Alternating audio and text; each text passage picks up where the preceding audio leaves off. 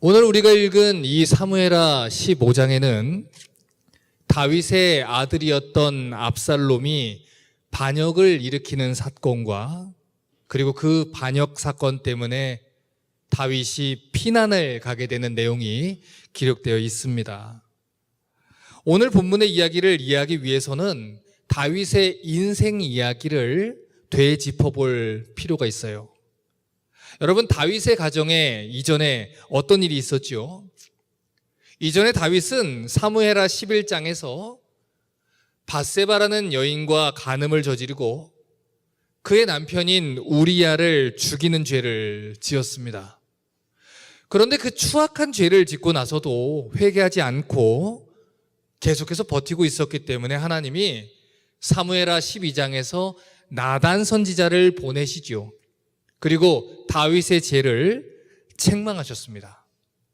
그 다윗의 죄로 인해서 다윗의 집에 칼이 끊이지 않을 것이고 다윗의 첩들을 다른 사람들에게 줄 것이며 다윗의 집에 재앙이 끊이지 않을 것이다 라는 심판 선언을 하셨죠. 사무엘하 12장 10절부터 11절을 보겠습니다. 이제 내가 나를 업신여기고 햇사람 우리아의 철을 빼앗아 내 철을 삼았은즉 칼이 내 집에 영영이 떠나지 아니하리라. 여호와께서 또 이처럼 이르기를 내가 내 집에 재화를 일으키고 내가 내 처들을 가져 내 눈앞에서 다른 사람에게 주리니 그 사람이 내 처들로 더불어 백주에 동참하리라. 여러분, 이렇게 무서운 하나님의 징계가 선언된 뒤에 실제로 무슨 일이 벌어졌지요? 사무엘하 13장을 보면 이 다윗의 첫째 아들이었던 암논이 다윗의 딸이었던 다말을 강간을 합니다.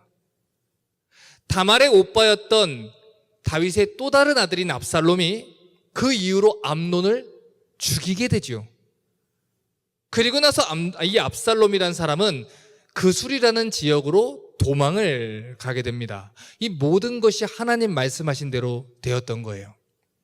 다윗이 심었던 이 죄악이 시간이 지나서 열매를 맺게 됐고 그 열매가 드러나게 됐을 때 이 다윗의 집에는 칼이 떠나지 않게 되는 것을 보게 되었던 것이지요. 그리고 시간이 얼마만큼 지났습니다. 다윗의 장군이었던 요압이란 사람이 압살롬 왕자를 그술에서 데리고 왔습니다. 그런데 2년 동안 예루살렘에 압살롬 왕자가 있었음에도 불구하고 다윗이 압살롬을 만나주지를 않았어요. 그래서 압살롬이 꾀를 내서 요압 장군에게 다윗을 만나게 해달라고 떼를 쓰게 됐고 결국에는 다윗을 만나게 되었다. 이것이 사무엘하 14장까지의 내용입니다. 오늘 우리가 읽은 본문은 그런 상황 이후에 주어진 말씀이죠. 사무엘하 15장 1절이 어떻게 시작하는지 다시 한번 보겠습니다. 이후에 그런 일들이 다 있고 나서 압살롬이 자기를 위해 병거와 말들을 준비하고 전배 50명을 세웠다. 지금까지 일어났던 일들이 다 지나가고 압살롬이 다윗을 만나게 된 이후에 압살롬이 이런 일을 행했다. 왕자의 권세를 회복한 이후에 압살롬이 자기를 위해서 병거와 말들을 준비하고 호위병 50명을 세웠다라는 것입니다. 여러분, 지금 이 표현은 쉽게 말하면 압살롬이 자기 나라를 세우기 위한 준비를 했다는 겁니다. 쿠데타를 일으키기 위한 이 준비를 시작했다는 것이죠. 사무엘하 15장 2절부터 6절을 보면 이 압살롬의 야망을 볼 수 있어요. 압살롬이 일찍 일어나서 성문 길 곁에 서서 어떤 사람이든지 이 송사가 있어 왕에게 재판을 청하러 올 때 그 사람을 불러서 이르되 너는 어느 성 사람이니? 그 사람 대답이 종은 이스라엘 아무 지파에 속했습니다 하면 압살롬이 이르기를 내 일이 옳고 바르다마는 내 송사 들을 사람을 왕께서 세우지 아니하셨다. 그 사람의 편을 들어주며 다윗에게 서운한 마음을 품게 하지요. 또 이르기를 내가 이 땅에서 재판관이 되고 누구든지 송사나 재판할 일이 있어 내게 오는 자에게 내가 공의 베풀기를 원하노라 하고 사람이 가까이 와서 절하를 하면 압살롬이 손을 펴서 그 사람을 붙들고 입을 맞추니 무릇 이스라엘 무리 중에 왕께 재판을 청하러 오는 자들에게 압살롬의 행악이 이 같아서 이스라엘 사람의 마음을 어떻게 했다고요? 도적하니라. 이른 아침부터 일어나서 압살롬이 이 성문으로 나갑니다. 그리고 성문으로 들어와 다윗 왕에게 재판을 청하려고 하는 사람들을 한 사람 한 사람 다 만나주고 몸을 붙들어주고 손잡아주고 입 맞춰주고 이 마음을 뺏으려고 애를 쓴 것이죠.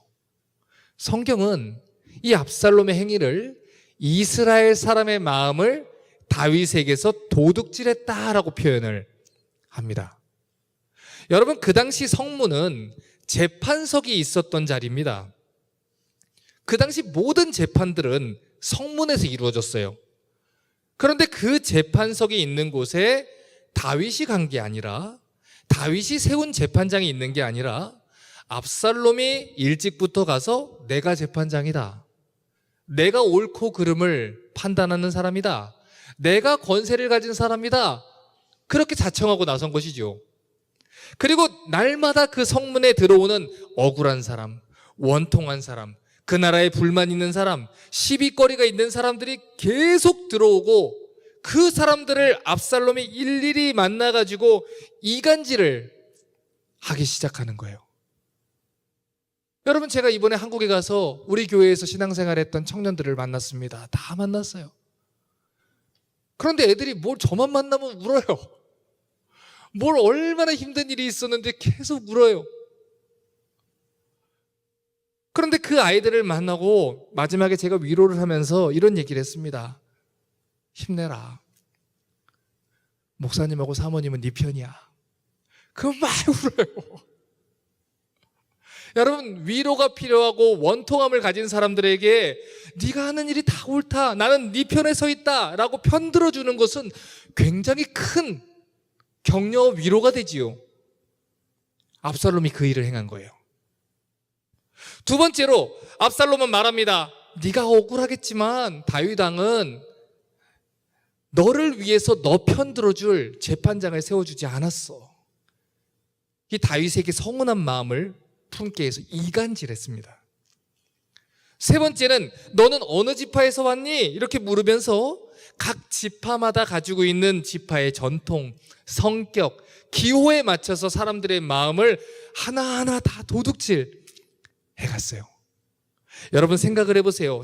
이 백성이 재판을 하러 왔는데 그냥 일반 지방 관리도 아니고 이스라엘의 서열 2위입니다.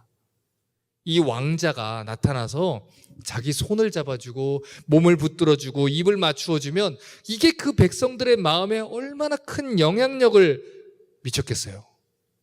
누구라도 그의 팬이 되는 거예요. 아, 이 나라의 왕자가 나를 이렇게 귀하게 여기는구나. 그렇게 이스라엘 백성들 하나하나가 이 압살롬의 여론 조작으로 인해서 다윗에게 반감을 가지게 되는 것이죠. 그런데 그 일을 몇 년 동안 했냐면 사무엘하 15장 7절에 이렇게 말합니다.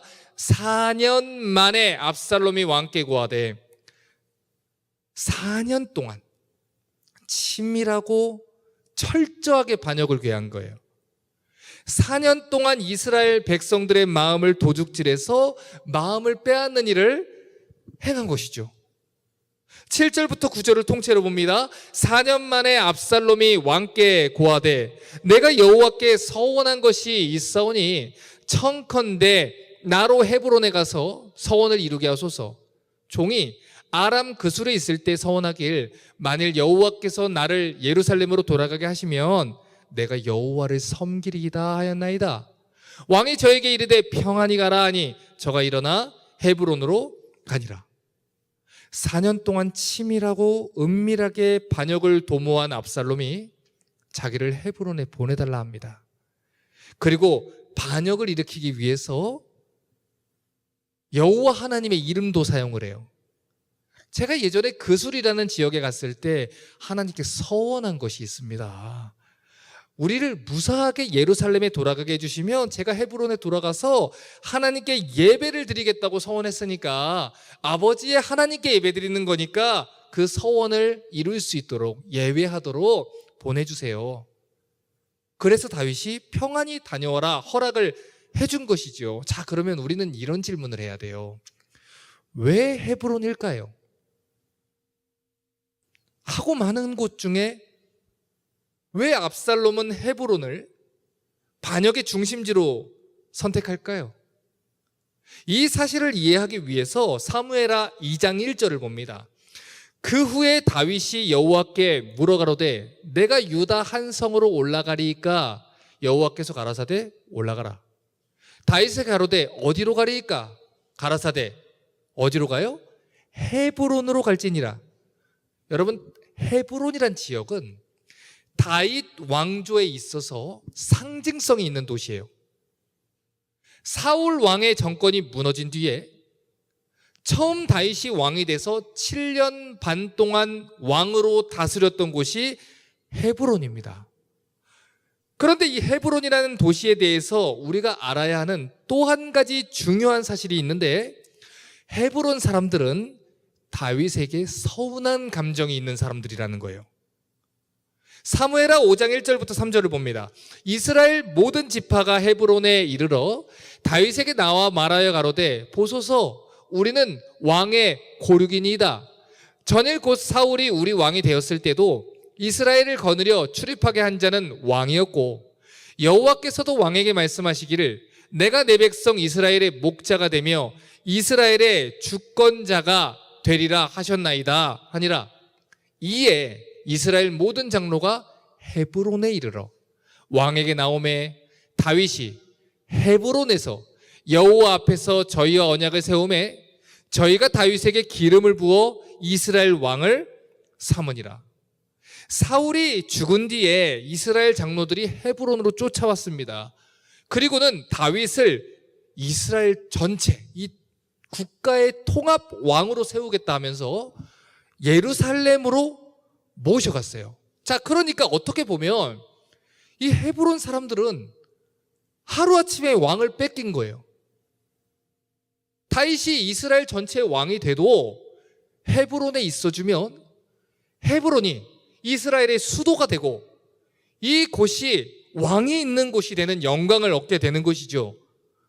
그런데 7년 동안 왕으로 섬겼던 다윗이 예루살렘으로 그냥 가버리니까, 아니 그러면 우리는 뭐야? 7년 동안 다윗을 왕으로 섬기고 세워주고 지금까지 같이 일한 우리는 뭐지? 이런 답답하고 서운한 마음이 있었던 것이지요. 이 압살롬이 그 서운한 감정을 찔러댄 거예요. 또 이 압살롬의 왕조가 헤브론에서 시작됐다는 것은 이 전대의 사울 왕조가 무너지고 다윗 왕조가 헤브론에서 새로 시작했던 것처럼 이제는 다윗 왕조가 무너졌다. 이제는 압살롬의 시대다. 새로운 왕조가 시작된다라는 이 상징적인 효과도 줄 수 있는 겁니다. 이런 정치적인 이유 때문에 압살롬이 헤브론을 이 쿠데타를 위한 거점으로 선택을 한 것이지요. 사무엘하 15장 10절을 봅니다. 이에 압살롬이 정탐을 이스라엘 모든 지파 가운데 보내어 이르길 너희는 나팔 소리를 듣거든 부르기를 압살롬이 헤브론에서 왕이 되었다 하라. 반역이 시작된 거예요. 이 반역에는 다윗 군대의 이 머리였던, 이 두뇌였던, 참모였던 아히도벨이라는 사람까지도 동참을 합니다. 다윗의 오른팔이었던 사람까지도 압살롬 편이 돼버린 겁니다. 이 일 때문에 이 평안했던 다윗의 궁에 어려움이 몰아쳤어요. 그래서 다윗이 급하게 도망하게 되지요. 여러분, 얼마나 비참했을까요? 다른 사람도 아니고 아들입니다. 아들에 의해서 쿠데타를 맞이했으니 다윗 마음이 얼마나 참담했겠어요. 그리고 다윗과 함께 피난 가는 사람들 마음이 얼마나 침통한 마음으로 다윗과 함께 걸어갔겠습니까? 그런데 이 피난길의 여정에서 아주 중요한 사건이 벌어지게 돼요. 사무엘하 15장 24절입니다. 사독은 대제사장입니다. 다윗 시대의 대제사장인 사독과 그에 함께한 모든 레위 사람, 성막의 일을 하는 모든 레위 사람이 하나님의 언약궤를 메어다가 내려놓고 아비아달도 올라와서 모든 백성이 성에서 나오기를 기다렸다 그래요. 여호와의 성전 업무를 하는 제사장이, 레위 사람들이 여호와의 언약궤를 가지고 나왔다는 것입니다. 여러분, 여호와의 언약궤가 무엇을 상징한다 그랬죠? 여호와의 임재하시는 상징을 나타난다 그랬어요. 그래서 몇 주 전에 살펴봤던 이 사무엘상 4장을 보면 이스라엘이 블레셋과 전쟁을 할 때 이런 말을 했었습니다. 백성이 진으로 돌아오매 이스라엘 장로들이 가로되 여호와께서 어찌하여 우리로 오늘 블레셋 사람 앞에 패하게 하셨는고 여호와의 언약궤를 실로에서 우리에게로 가져다가 우리 중에 있게 해 그것으로 우리를 구원하게 하자. 이게 이스라엘 사람들의 인식이에요.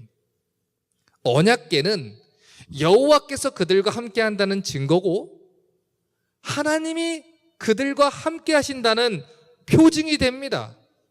다시 말해 언약궤는 이 다윗 왕권의 정통성을 부여하는 거예요. 하나님 선택한 자가 누구다? 다윗이다. 하나님이 함께하는 자가 누구다? 다윗이다. 그래서 비록 도망자가 된 왕이었지만 이 사독 제사장과 레위인들이 메시아 언약을 받은 건 다윗 자손입니다. 다윗 왕조입니다. 이 정통성을 가지기 위해 언약궤를 들고 나온 겁니다. 자, 그러면 우리가 다윗의 입장이라면 다윗이 어떻게 반응하는 것이 정상이죠? 여러분, 고맙습니다. 내가 지금은 반역을 당해서 이 모양 이 꼴이지만 언젠가 제가 궁으로 돌아오면 당신들의 이 수고를 잊지 않고 이 정통성을 인정해준 당신들의 은혜를 잊지 않고 꼭 갚아주겠습니다. 이렇게 칭찬을 해주는 게 마땅한 반응일 겁니다. 여러분, 다윗에게도 언약궤는 너무 중요한 것이죠. 그래서 사무엘하 6장에서 언약궤가 예루살렘으로 올 때 다윗이 어떻게 했죠? 기뻐서 춤을 췄어요. 바지가 흘러내리는 것도 모르고 춤을 췄습니다. 그런데 다윗이 우리 예상과 다른 반응을 보여요. 사무엘하 15장 25절에서 26절에 왕이 사독에게 이르되 하나님의 궤를 성으로 도로 메어가라. 만일 내가 여호와 앞에 은혜를 얻으면 도로 나를 인도하사 내게 그 궤와 계신 데를 보이시리라. 그러나 저가 말씀하시기를 내가 너를 기뻐하지 아니한다 하시면 종이 여기 있사오니 선히 여기시는 대로 내게 행하시옵소서 하리라. 자기의 결과와 인생을, 처우를 하나님께 맡기겠다는 거예요. 하나님이 나를 왕으로 인정하시면 다시 돌아오게 하실 것이고 하나님이 불쌍하게 여기시면 언약궤가 있는 예루살렘으로 다시 오게 하실 것이니 나는 하나님께 맡기겠다. 그런데 내가 저질렀던 죄악 때문에 하나님이 그 벌로 나를 기뻐하지 않는다 하시고 평생 동안 광야에서 살아라 라고 하신다면 종이 여기 있사오니 하나님, 내 인생 하나님 것이오니 하나님 행하실 대로 하시옵소서. 내가 광야에서 생명이 멈춘다 해도 하나님 하시는 것이 옳습니다. 죽기까지 순종하겠습니다. 여러분, 이건 다윗에게 있어서 엄청난 변화였어요. 사무엘하 12장에 이 다윗은 어떤 사람들이었습니까? 이 하나님이 주신 왕권과 권세를 이용해서 자기의 유익을 취하던 사람이었어요. 내가 원하는데 남편이 있어? 죽여. 내가 왕인데 누가 뭐라 그래? 여러분, 이게 다윗이었어요. 나단 선지자의 말대로 하면 하나님 이용해서 자기의 유익을 취하고 하나님을 업신여겼던 사람이죠. 그런데 그랬던 다윗이 시련과 고난을 겪으면서 주의 율례를 배우게 되었나이다 하는 거예요. 하나님의 주권에 철저히 자신을 낮추는 사람으로 변화되는 거예요. 지금까지는 내가 이 나라의 통치자요, 왕이요, 내 인생의 주권자라고 믿고 살았는데 내가 내 인생 그렇게 살아보니까 다 망쳐졌더라. 어느 하나 제대로 된 것이 없더라. 그러니까 이제라도 머리 쓰지 않고 세상 방법 사용하지 않고 하나님께 내 처우를 맡기겠습니다. 하나님 당신이 행하는 대로 하겠습니다. 그것이 광야로 가는 길이라도, 벌처럼 보일지라도, 심판처럼 보일지라도 종의 인생은 하나님 것이니 하나님 원하는 대로 하시옵소서. 여러분, 왜 다윗도 계속해서 왕의 권세를 누리고 싶지 않겠습니까? 왜 평안히 궁에 거하고 싶지 않겠습니까? 힘과 무력을 사용해서 언약궤 옆에 있고 싶지 않겠습니까? 그런데 다윗은 깨달았던 거예요. 인생의 모든 결정이 하나님 주권 아래 있구나. 하나님 판단과 결단 아래 있구나. 그게 제일 선한 것이구나. 그래서 괜찮다는 것입니다. 왕의 옷을 벗고 광야로 다시 들어가도 괜찮다는 거예요. 내가 왕으로서 행한 것이 무엇이냐? 권세를 주셨을 때, 부와 명예를 가졌을 때 나는 부와 명예와 권세를 가지고 하나님께 범죄를 했구나. 그러니 내가 그 모든 것을 포기하더라도 하나님께 죄짓지 않고 하나님을 섬길 수 있다면 사람들에게 손가락질 당해도 괜찮고 폐위된 왕이라는 소리를 들어도 내가 명예와 권력을 누리는 대신, 자존심을 세우는 대신 하나님께 순종하는 거룩한 자녀로 광야에서 죽겠다라는 것입니다. 여러분, 이런 다윗의 모습과 압살롬의 모습을 대조해서 보십시오. 여러분, 압살롬은 결국 그가 원하는 대로 왕의 자리에 오르지요. 그런데 그의 결국이 어떻게 됩니까? 결국은 상수리 나무에 머리가 걸려서 죽임을 당합니다. 멸망의 길을 걸어가요. 자신이 왕이 될 수만 있다면, 반역을 성공할 수만 있다면 하나님의 이름을 팔아서라도 서원했다고, 예배한다고, 거짓말을 해서라도 왕이 되려고 했어요. 이간질을 하고 온갖 정치적인 겉모술수를 사용해서라도 자기의 이 야욕을, 야망을 이루려고 했습니다. 그런데 압살롬의 이 인생이 어떻게 됐지요? 멸망이었어요. 사무엘하 18장 9절과 10절입니다. 압살롬이 다윗의 신복과 마주치니라. 압살롬이 노새를 탔는데 노새가 큰 상수리 나무 번성한 가지 아래로 지날 때 압살롬의 머리털이 그 상수리 나무에 걸림에 저가 공중에 달리고 탔던 노새는 아래로 빠져나간지라. 한 사람이 보고 요압에게 고하여 가로되 내가 보니 압살롬이 상수리 나무에 매달렸더이다. 자기가 평생 동안 자랑했던 아름다운 머리칼 때문에 상수리 나무에 걸려서 죽임을 맞이합니다. 여러분, 다윗과 압살롬의 다른 점이 뭐지요? 압살롬은 자신의 능력과 지혜와 꾀를 의지했어요. 군사력을 의지했어요. 자기의 젊음을 의지했어요. 체력을 의지했어요. 세력을 의지했어요. 그런데 다윗은 하나님뿐입니다. 하나님 아니면 아무것도 없습니다. 언약궤가 있으면 뭐합니까? 하나님의 임재가 있어야 됩니다. 하나님만을 구했습니다. 이전에 다윗이 회개하는 마음으로 지었던 이 시편 51편을 보면 하나같이 그 내용이 하나님과의 관계가 회복되는 데 있다는 것을 알 수 있어요. 주의 얼굴을 내 죄에서 돌이키시고 내 모든 죄악을 도말하소서. 하나님, 내 속에 정한 마음을 창조하시고 내 안에 정직한 영을 새롭게 하소서. 나를 주 앞에서 쫓아내지 마시고 주의 성실을 내게서 거두지 마소서. 주의 구원의 즐거움을 내게 회복시키소서. 자원하는 심령을 주사 나를 붙드소서. 왕의 자리를 보존해달라는 기도가 있습니까? 재물과 명예를 붙들어 달라는 기도가 있나요? 내게 주신 위치에서 끌어내리지 마시옵소서 기도가 있나요? 없어요. 광야로 가면 어떻습니까? 힘든 삶을 살면 어떻습니까? 하나님, 내가 구하옵는 것은 당신의 목전 앞에서 나를 쫓아내지 마십시오. 나를 붙들어 주십시오. 하나님과의 이 사랑의 관계를 깨지 말아 주십시오. 오로지 하나님과의 관계와 하나님을 소망하는 데만 초점이 맞춰져 있었어요. 이것이 바로 다윗과 압살롬의 차이입니다. 다윗은 그 오랜 시간 하나님을 경험하며 하나님이 없으면 아무것도 아니구나, 이걸 배웠어요. 내가 왕이든 절대 권력을 가지고 있든 부귀와 명예와 힘을 가지고 있든 하나님 없이는 아무것도 없구나. 나는 하나님을 떠나면 하나님 주신 시간을 가지고 범죄하고 하나님 주신 명예를 가지고 죄를 짓고 하나님 주신 돈을 가지고 죄를 짓는 사람이구나. 그것을 알았습니다. 반면에 압살롬은 권세와 권력만이 목적이 되는 거예요. 하나님과의 관계는 생각도 안 해요. 예배와 하나님의 이름을 업신여기고 세상에 헛된 것만을 쫓아가다가 멸망을 하는 것입니다. 여러분, 성경을 자세하게 읽어보세요. 압살롬이 암논을 죽인 뒤에 회개했다는 기록이 있나요? 없어요. 전혀 없습니다. 그는 회개하지 않았어요. 그것이 죄라는 것을 알고 가슴을 치며 울어본 적도 없고 하나님을 두려워한 적도 없어요. 더 큰 힘을 가져야 되겠다.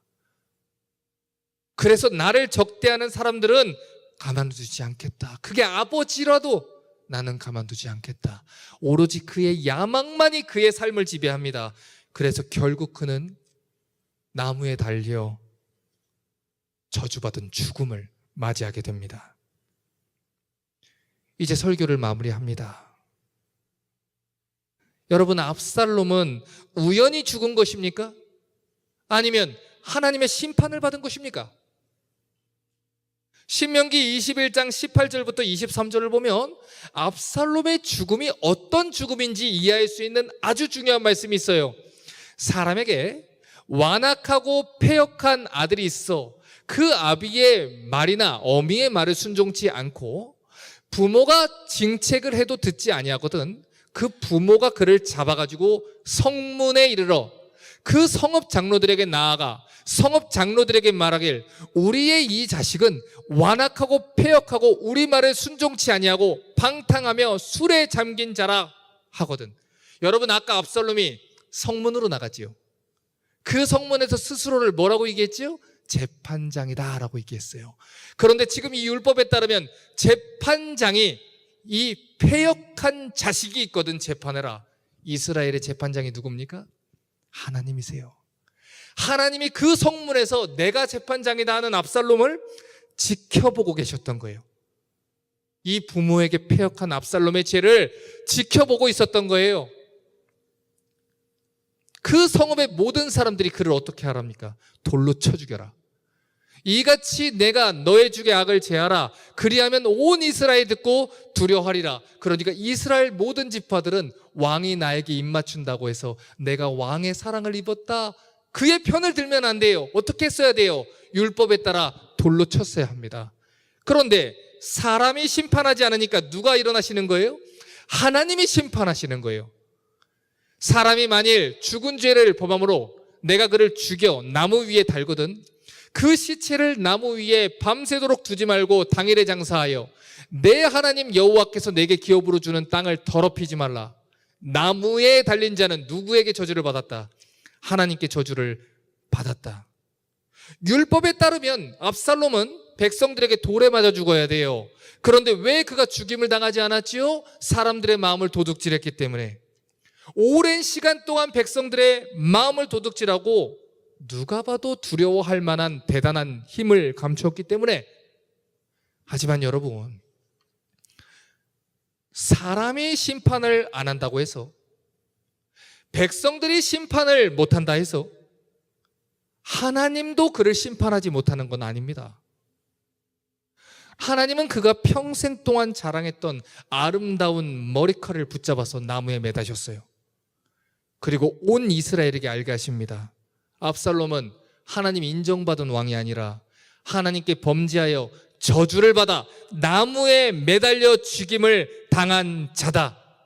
온 이스라엘 백성들에게 알게 하신 거예요. 하나님의 인정을 받은 왕이 아니라 나무에 달려 죽은 저주를 받은 자다. 하나님이 인정한 왕은 누구다? 다윗이다. 사람의 마음을 도둑질한다 해서 하나님이 정하신 일이 바뀌는 게 아니에요. 사람의 마음을 이간질한다 해서 하나님 정하신 뜻을 바꿀 수 있는 게 아니에요. 압살롬은 회개해야 했어요. 죄에서 돌이켜야 했어요. 그랬다면 장차 하나님 아들이 저주받아야 했던 그를 대신해서 나무에 달리셨을 것입니다. 그가 회개했다면 나무에 달렸다는 것은 압살롬이 아니라 그의 죄를 대신해서 죽으실 주 예수 그리스도께서 죽으시고 그의 모든 죄를 용서하시고 구원하셨을 거예요. 그러나 끝까지 패역한 죄를 돌이키지 않은 압살롬은 하나님의 무서운 심판 아래에서 멸망을 당하게 되는 것입니다. 마태복음 6장 33절은 기도하는 성도들이, 오늘날 하나님을 경외하고 예배하며 기도하는 성도들이 무엇을 구해야 하는지를 분명하게 말합니다. 너희는 먼저 그의 나라와 그의 의를 구하라. 그리하면 모든 것을 더하시리라. 압살롬이 행했던 것이, 왕권을 구하기 위해 행했던 행동들이 하나님 앞에서 의로움이 되겠습니까? 그것이 하나님 나라 주권에 순종한 행위입니까? 아닙니다. 다윗은 하나님의 대리자일 뿐이지 이스라엘의 왕은 하나님입니다. 다시 말해 압살롬은 자기의 나라를 세우기 위해 여호와 나라의 기름 부음 받은 자를 대적함으로 하나님의 나라를 대적하는 일을 행한 것입니다. 내가 스스로 왕이 되었다 소리친다 해서 왕 되는 것이 아니지요. 하나님이 왕으로 세우시고 인정해 주셔야만 비로소 왕이 되는 것이지요. 내가 인간적인 방법을 동원해서 사람들 마음을 도둑질하고 정치적인 일을 행하고 꾀를 내고 힘을 얻는다 해서 왕으로 인정받는 것이 아닙니다. 하나님이 나를 인정해 주셔야 되는 거예요. 그러므로 압살롬을 따라가지 마십시오. 여러분이 구하는 것이 무엇이든 그것이 하나님 뜻이 아니면 구하지 마십시오. 내 뜻을 이루기 위해서 애쓰지 마시고 하나님의 뜻을 이루기 위해서 기도하십시오. 하나님, 내 안에 내 뜻을 구하는 것을 거두어 가십시오. 하나님의 나라만 사모하게 하십시오. 나의 의로움으로 죄를 짓지 않게 하시고 하나님의 의로움만, 하나님의 거룩하신 뜻만 나의 인생에서 꿈꾸며 살게 하십시오. 이것이 우리의 기도가 되어야 됩니다. 아모스 5장 22절부터 24절은 말합니다. 너희가 내게 번제나 소제를 드릴지라도 내가 받지 아니할 것이요, 너희 살찐 희생의 화목제도 내가 돌아보지 아니하리라. 내 노랫소리를 내 앞에서 걸치지어다. 내 비파소리를 내가 듣지 아니하리라. 오직 공법을 물같이 정의를 하수같이 흘릴지로다. 내가 내 마음에 죄악을 품으면 그 기도도 하나님 앞에서 가증하다 했습니다. 성도의 기도는 누구에게 하는 것입니까? 거룩하신 하나님께 하는 것입니다. 내가 거룩하니 너희도 거룩할지니라 하신 거룩하신 하나님께 하는 것입니다. 마음속에 죄악과 야망을 품은 채로 공의를 원하고 거룩한 삶을 원하는 이스라엘의 거룩하신 하나님께 기도해 봤자 하나님은 그 기도를 듣지 않으십니다. 그러므로 거룩한 기도를 하십시오. 옳은 기도를 하십시오. 옳고 바르며 정직하며 하나님이 기뻐하시는 인생을 사는 가운데 우리의 인생과 모든 뜻을 하나님의 거룩하신 뜻을 세우기 위해서 기도하는 저와 여러분 되시기를 주님의 이름으로 부탁드립니다.